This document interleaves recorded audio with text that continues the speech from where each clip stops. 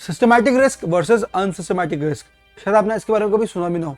Systematic risk वो होता है जो पूरी मार्केट को अफेक्ट करता है, जैसे इंटरेस्ट रेट में चेंजेस, पॉलिटिकल इंस्टेबिलिटी या फिर इकोनॉमिक रिसेशन। अब ये जो रिस्क है इसको आप डाइवर्सिफाई नहीं कर सकते कि भाई आपकी इन्वेस्टमेंट जो भी आपका पोर्टफोलियो है उसमें कुछ इन्वेस्टमेंट्स पे फर्क आया बाकी पे नहीं आया तो आपका डाइवर्सिफाइड पोर्टफोलियो है एंड पोर्टफोलियो नेगेटिवली इम्पैक्ट नहीं हुआ। ये सारी इन्वेस्टमेंट्स पे इम्पैक्ट लाता है, कम या ज़्यादा, लेकिन सारी इन्वेस्टमेंट्स पे इम्पैक्ट लाता है। तो ये तो हो गया आपका सिस्टमैटिक रिस्क। दूसरी जगह होता है अनसिस्टमैटिक रिस्क, जो एक स्पेसिफिक कंपनी या इंडस्ट्री पे इम्पैक्ट लाता है, जैसे management issues, supply chain constraints, supply chain disruptions, product recalls. ये वो इश्यूज हैं, ये वो रिस्क हैं जिनको हम डाइवर्सिफाई अवे कर सकते हैं कि अगर हम दूसरी कंपनीज में इन्वेस्टेड हैं, दूसरी इन्वेस्टमेंट्स हमारी बाकी इंडस्ट्रीज में भी हैं, तो हम डाइवर्सिफाई कर सकते हैं कि एक कंपनी में एक इंडस्ट्री में फर्क पड़ा लेकिन बाकी में नहीं पड़ा।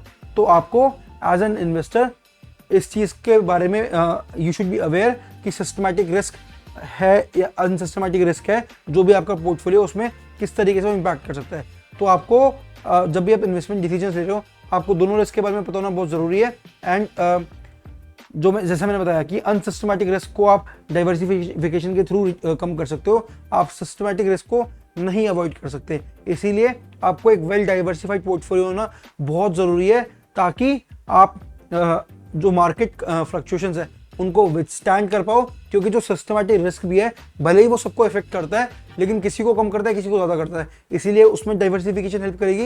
एंड दूसरी तरफ जहाँ अनसिस्टमैटिक रिस्क कुछ कंपनीज या कुछ इंडस्ट्रीज को इम्पैक्ट करता है, अगर आप वहाँ पे मल्टीपल कंपनीज में, मल्टीपल डिफरेंट इंडस्ट्रीज में इन्वेस्टेड होगे तो आपका ओवरऑल पोर्टफोलियो सेफ रहेगा अगर आप उसको वेल डाइवर्सिफाइड करते हो।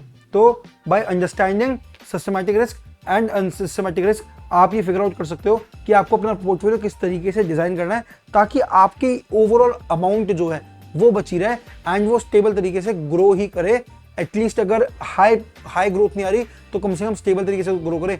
उसके लिए आपको ये रिस्क पहले इवैल्यूएट करने जरूरी है एंड इसके हिसाब से अपना पोर्टफोलियो बनाना बहुत जरूरी है।